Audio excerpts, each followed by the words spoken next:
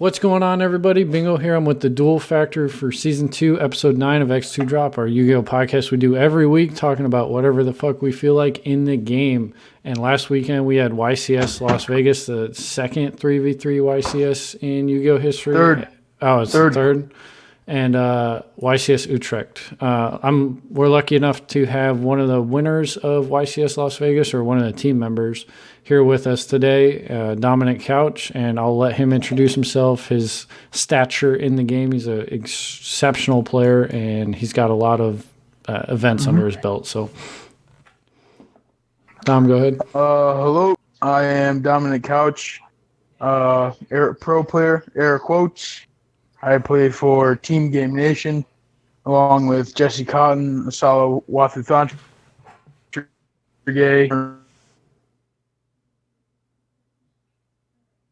I've been playing competitive Yu-Gi-Oh! For about 2 years. The Duel Factory, my first YCS ever. And I now have 10 Konami tops. I think like 2 or 3 ARG tops, and then a couple PPTs or whatever. Infinite regional tops from doing the World's Grind. Yeah, and it has been quite a journey. I guess I've been told to start by listing my Konami top. So my first Konami top was the 200th YCS in Columbus, Ohio. I played Sky Strikers. I was actually really sick that weekend. But I wanted my first top so bad that I didn't drop in the tournament, and I powered through it. I had hand, foot, and mouth disease. It was really bad. And lost in top 64 there. My second one was the YCS right after, YCS Pasadena in 2018. Played Goki there. And one of my closest friends, Aldo Garcia, played the same Goki deck, and he got second place. My third top was I lost in top 32 at Pasadena. My third top was the UDS in Las Vegas. I also played Sky Striker. Lost in top 8 there.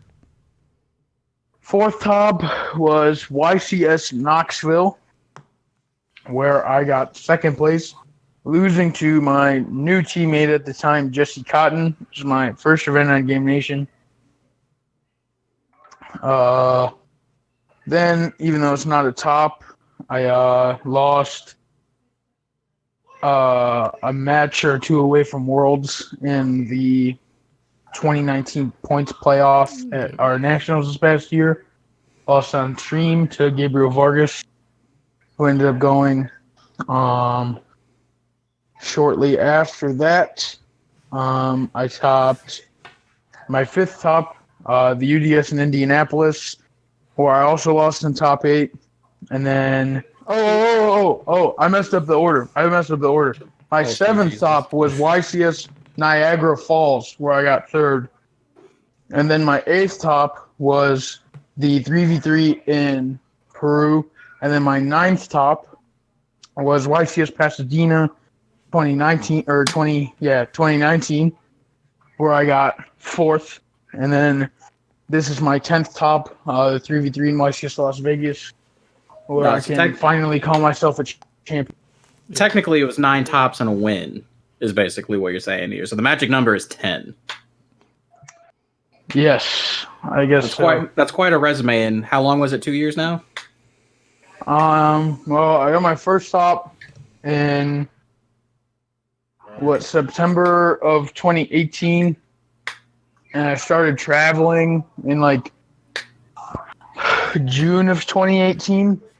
So I guess it's been almost 2 years now. Yeah. Oh yeah. Yeah. So a long-standing track record. It takes a lot, one, to be eligible to play to go to Worlds. I'm sure that was a grind, and he just gone. All right. My bad. My internet shit on itself. Whatever. You're good. So, long-standing track record. I'm sure it takes a lot to even qualify to be able to play to go to Worlds, and like you've definitely proven yourself as a player. So, with that being said, this was the first event you win. So, or you won. So, did you guys approach it differently coming into the event? How'd you prepare, like the deck lists, the decks you decided to play? Because your teammates played what 2 decks? They both played dinosaurs. Okay, they played Dinos and you played Shadal Invoked. And those weren't the top tier decks by any means, according to any fucking meta-analysis channel out there. So why'd you guys pick those decks? So at the UDS last week, I played Spiral. I thought I had a very good chance to win because it was a very powerful deck, and there were less rounds at top cut, which meant like less opportunities for the deck to brick. And then like you were allowed more losses in Swiss, or so I thought. No X-3 tops, so that was rough. So what happened was I went to dinner with some of my very, very close friends, Carl Manigat, Guyton Georges, Christian Georges, and Sean Rye. And they were all telling me like how broken this Shadal Invoke deck was. Like it's what Carl played. And like he should have won. He just like misplayed versus Shuping. Carl gave me his cards. Carl and Sean gave me their cards Sunday night because I was leaving for Vegas. And they said like, you know, you do your thing, like fix the deck, and I'm sure you'll have a very good chance at winning next week. So that's what I did. I had played with this Shadal Invoke cards for maybe 4 days, and I just like was adjusting it. I ended up putting Phantasma and Nibiru in the main deck because Nibiru helped a lot with like the light monster problem because the clowns weren't like that great, and Phantasma helped with like drawing fusion spells because you didn't want to like brick on multiple meltdowns, or like invocation alone isn't like that great of a fusion spell.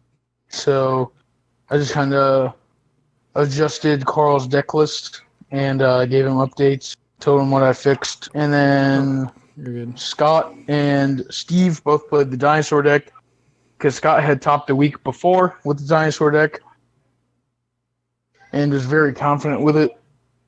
And Steve doesn't play Yu-Gi-Oh! And he didn't practice at all for the tournament. So he's just broken then. Yeah, you could definitely call Silverman broken.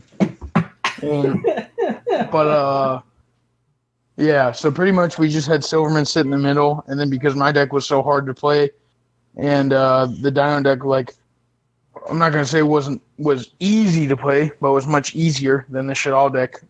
We just put Silverman in the middle and had him play Scott's deck, and Scott could hold his hand through the tournament, and I could help when I was finished with my matches if I finished early.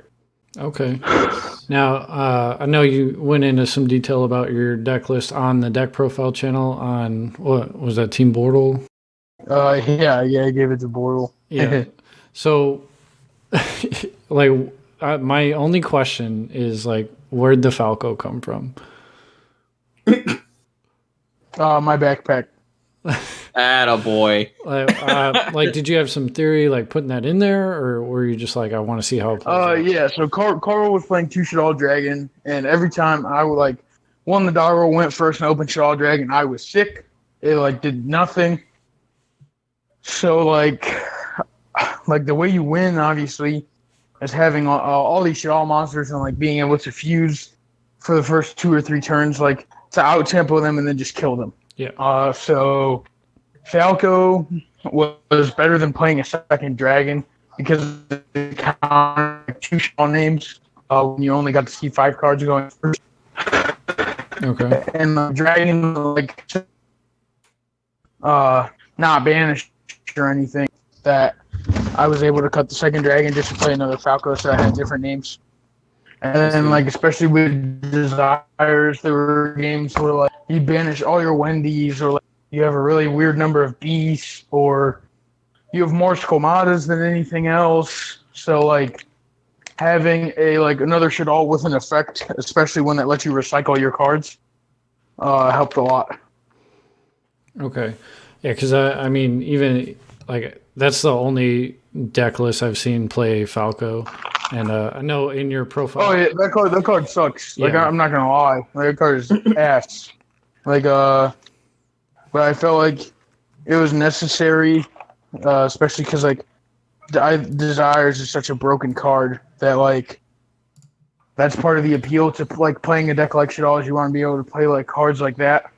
Cards like that, Shaddoll Fusion, just these cards that accelerate your advantage.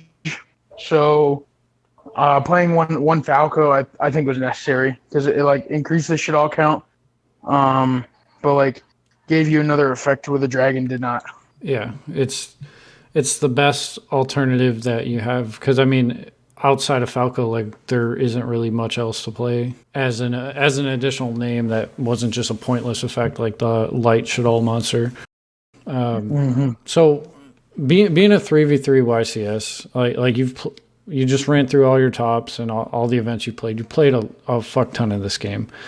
Going into a 3v3 is the way you're thinking about the game differently, like just having a team. So I actually did not main deck any outs to Mystic Mine because we decided the night before that like I'm very good at like table talking or whatever, like poker face type stuff. So we decided that, especially in a team event where like my game one shouldn't matter as much, it was okay to not main deck an out to mine. Just no fear whatsoever.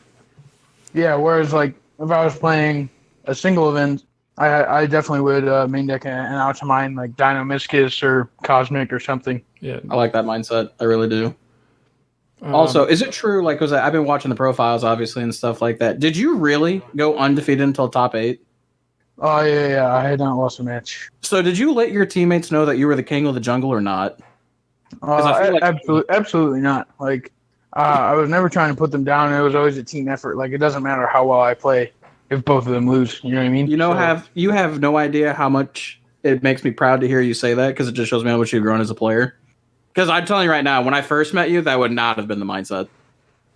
Yeah, whatsoever. This is very important to grow. Like, yeah. I don't know, and I guess that might be something as like why I didn't become a champion sooner. Is like I needed to learn the mentality of like being a champion, where like it's very important to play well, but like not rub it in everybody else's face. Yeah, like how much better your record was than somebody else's. Like maybe that's why we finally had this like this magical run as it would seem, because Silverman doesn't play Yu-Gi-Oh, and Scott doesn't play year round. So maybe like me finally having the mentality that I needed and being able to like let things go and not always like rub that I'm good in everybody's face is maybe finally why I won. I mean, I think the Yu-Gi-Oh community as a whole needs to figure that shit out because I mean that's one of my. Like when you're with your boys or like people you like and you're just playing for fun, like shit talking's part of it, you know, whatever. But of course, like when you go to an event and you're sitting down round 4 and the dude's just a straight like dick, whether he wins or loses, it's like it just kind of like I don't know. It doesn't ruin the experience because the match is the match, but like the community is. I've played 3 or 4 card games and it's like the most toxic, like the toxic people are extremely toxic and like it's just really a frustrating part about the community, so I really enjoy that. So Joe, you got any questions before I keep running my mouth? Oh yeah, for sure. So let me ask you this, because you went from, as I said, I met you we first met at YC Atlanta. I remember exactly how Otto introduced you to me. You guys sitting there and he was telling me, I'm like, who else is going to be staying with us? And he's like, our friend Dom from Locals. And I'm like, well, what's Dom like? And he's like, just imagine like 3 baby gorillas in one. I thought that was the funniest shit in the world. Like, that's exactly how he introduced you to me. And I just like, that was great. But I remember sitting in the hotel, and most people don't remember this, but he told me, words verbatim, is that he was going to win this YCS with True Draco. Was probably my favorite quote by Dominic Couch. So from that moment all the way till now, what do you think the biggest change is for all your success that you've had in the past 2 years? I didn't play True Draco. You 100% played True Draco. But that's besides the point. No, what do you? No. I'm saying like that would be the biggest change. Is I obviously put down Draco. Oh, that was great. Oh, that was fantastic. But other than not playing True Draco, what do you think changed? Was it the mindset? Was it the amount of hours you put into it? Just what Definitely the changed? amount of hours I put into it. I think like I play more Yu-Gi-Oh than almost anybody, which is like why I got you. the success like came so easily, I guess, and so fast. Yeah, because it's like when I notice when you play at the whenever you play anyone, I know it's a lot different than any other person I've seen ever play. Because it's not like you're actually like sitting there and it's like playing a game or like it's an unfathomable situation. It's like a puzzle. Whenever I watch you play, all you're trying to do is solve the puzzle. Is that like mindset attributed by watching other people play, or did you just kind of figure that out as you were going along? I feel like I've contributed a lot to like my game myself, but at the same time, I haven't played as long as other guys like Jesse or like other very respectable players in the game. So I've like gone and some of my free time and like watched older pros play like Jeff or Billy or Joey Chow or any of these people that I respect, and in like the old Konami event streams or these old ARGs, and I've like learned how some of them analyze situations and have like added that to my game. So I think I've contributed and created a lot of my own success. It's definitely also come from learning from the other greats.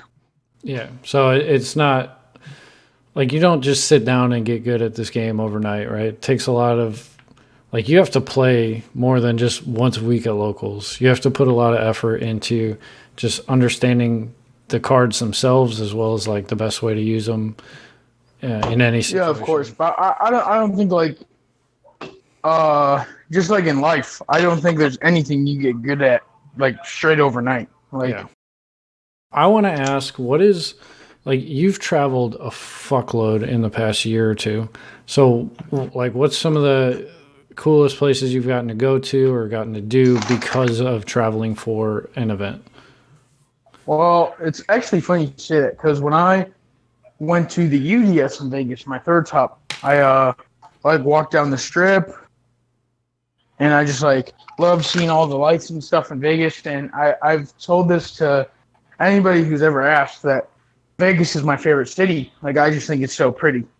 And so it's really interesting that the second time I go there is like when I get my win, or my first win. Like when I went to Lima, Peru, it was really pretty. I love Canada. I think I've been there 4 times this year. Like I've like even gone to the regionals there and spent a week or two there, like with some of my teammates because I just love it there. It's a great atmosphere, great people. Yeah.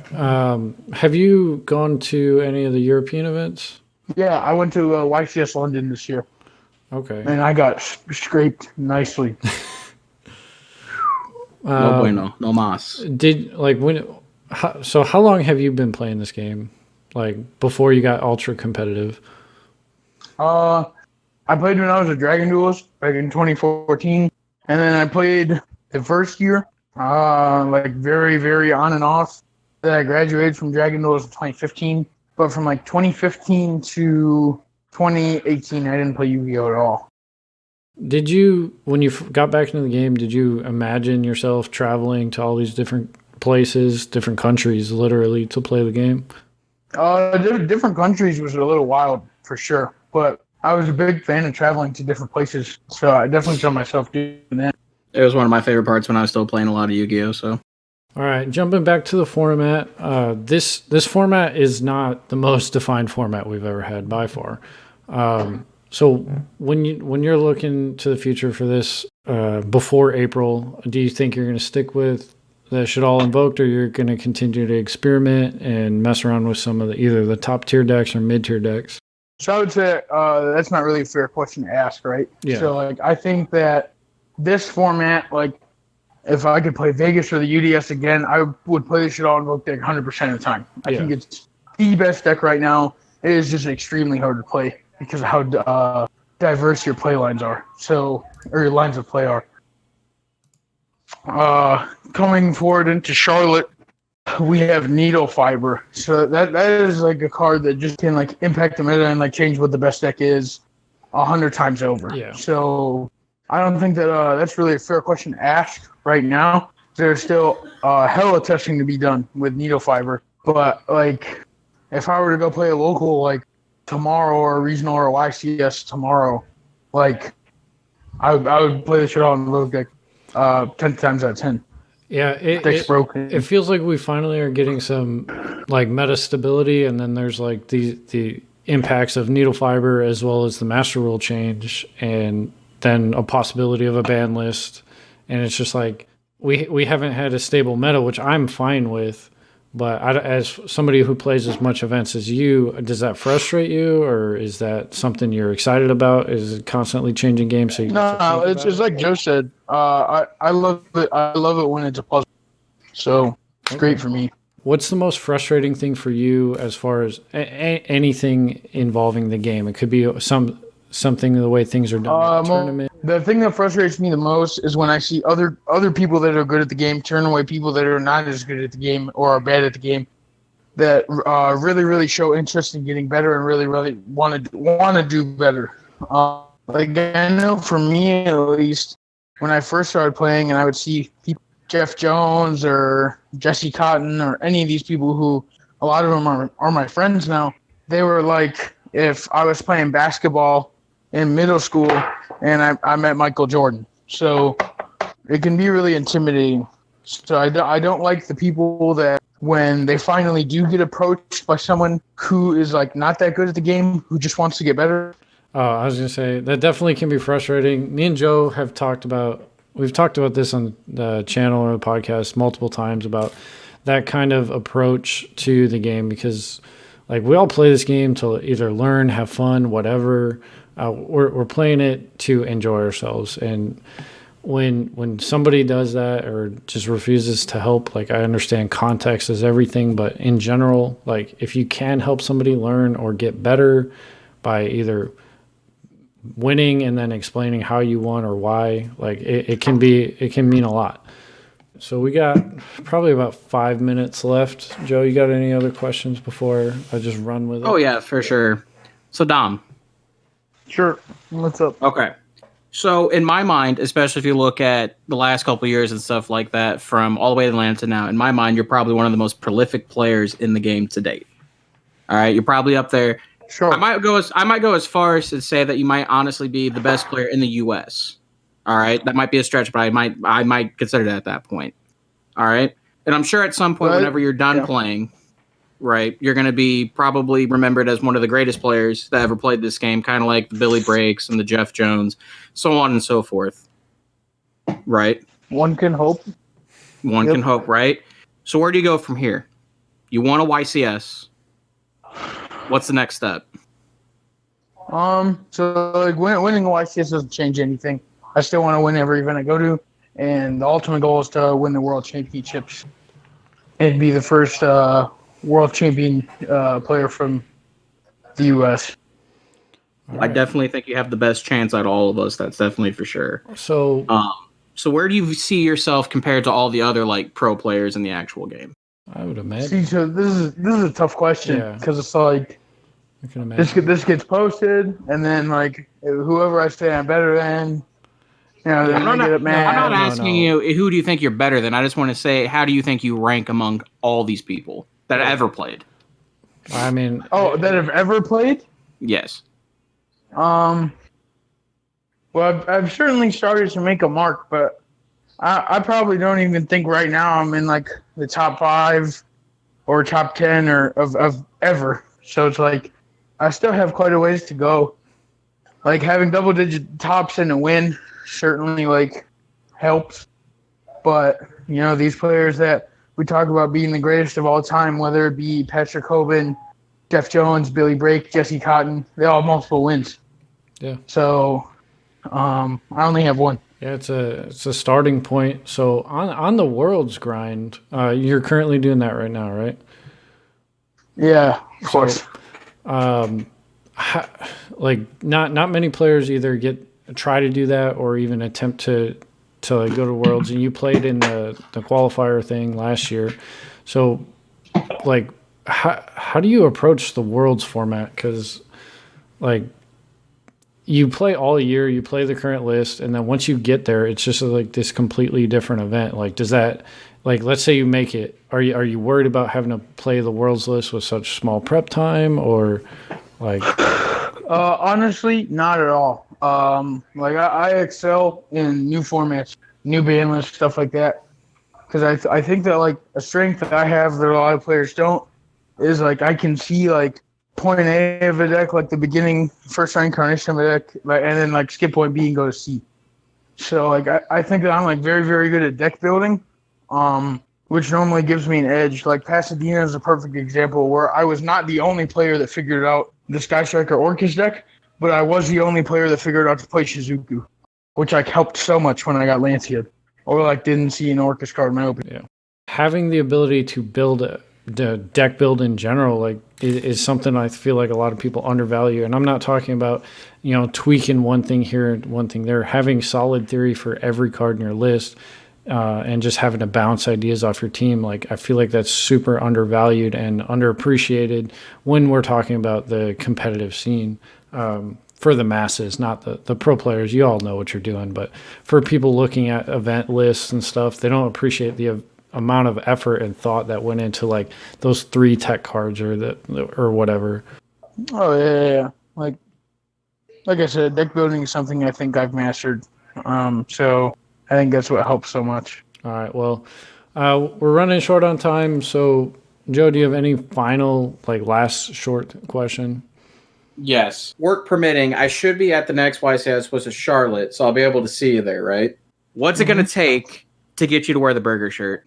Probably would never happen again. No chance. What if I buy you a new one? Come on, give me something here. Dom, don't you die. Maybe I wear it in like a hotel room outside of the event. But No. You got to wear it for the event. Come on, wear it for the event. I'll even get one with Game Nation stitched in it. All right, if you get a burger shirt, the Game Nation stitched in it, I'll wear it on day one. Fuck yes, I love you. Also, Douglas French has no sauce. All right. Dom, well, thank you very much for being on here. It was a little difficult with the internet connectivity, but we powered through it. So yeah, I live in the middle of nowhere, so my bad. Is there any shout outs you want to give or anything you want to say, closing comments for anybody? Yep. Shout out to everybody that believed in me. Shout out to Game Nation. Shout out to Jesse Cotton especially. When he beat me in the finals in Knoxville, he told me my first one would come soon. So it's great to see it actually come. Hell yeah. All right, is that it? Yeah, I guess so. All right. Well, Dom, best of luck on your future endeavors and the world's grind. It's not easy. It takes a lot. So thanks for giving us a bit of your time to have on here. And if there's anything you want us to do with this video, please let me know. But with that being said, I will see everybody else next week. Same time, same place. Peace out. Okay, bye.